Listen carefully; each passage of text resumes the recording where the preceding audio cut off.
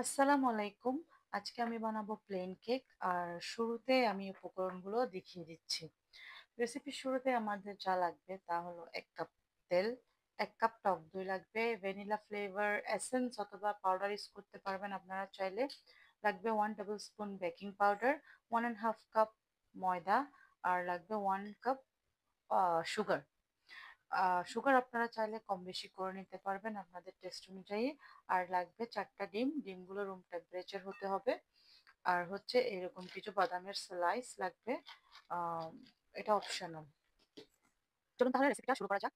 রেসিপির শুরুতে প্রথমে আমি ৪টা ডিম, ডিমের মধ্যে আমি সুগার দিয়ে দিব। এবার আমি এগুলোকে ভালো মতো ফেটিয়ে নিব।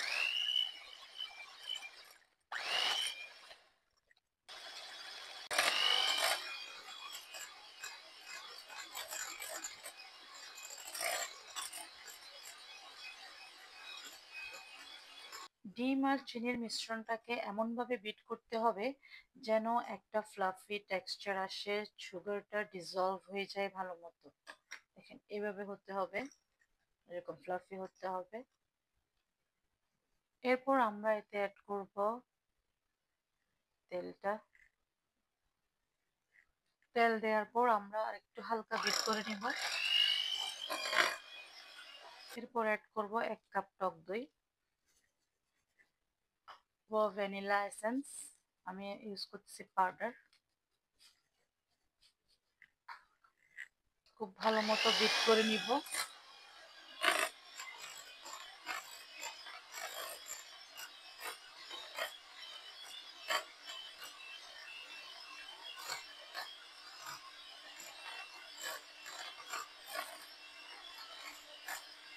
এখন আমরা এতে দিয়ে দিব ড্রাই ইনগ্রেডিয়েন্টস গুলো। এগুলো একটু চেলে দিতে হবে, অল্প অল্প চেলে আমি দিব। দিয়ে দিব, দেওয়া শেষ। এবার মিক্স করার পালা। এর মধ্যে আমি ওভেনটাকে প্রিহিট করতে দিয়ে দিয়েছি 180 ডিগ্রি সেলসিয়াসে 10 মিনিটের জন্য। এরপর আমরা এটাকে প্রথমে হালকা একটু মিক্স করব লো হিটে। দেন আমরা এটাকে স্প্যাচুলা দিয়ে মিক্স করব জেন্টলি, খুব হেভিলি মিক্স করা যাবে না।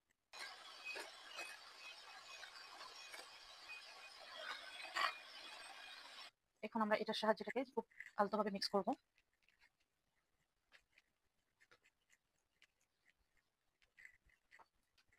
যেটাকে বলে ভাজে মেশানো। এভাবে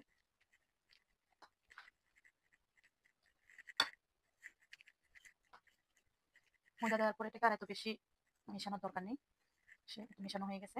এবার এটা আমরা বেকিং প্যানে ঢেলে দিব। আমি এরকম দুটো বেকিং প্যান নিয়ে নিব। বেকিং প্যানগুলোতে আমি অয়েল স্প্রে করে বেকিং পেপার বসাই দিব।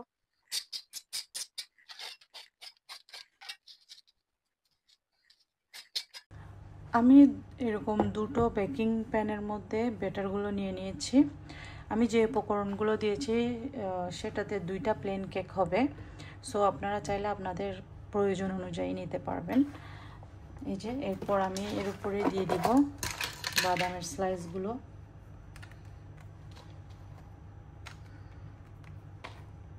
বাদামের স্লাইসগুলো দিয়ে দিলাম। এরপর আমি এই দুটো কেককে একসাথে ওভেনে দিয়ে দিব, প্রিহিটেড ওভেনে 180 ডিগ্রি সেলসিয়াসে 30 থেকে 35 মিনিটের জন্য। আমি 35 মিনিট পর আমি কেকগুলো ওভেন থেকে বের করে নিলাম।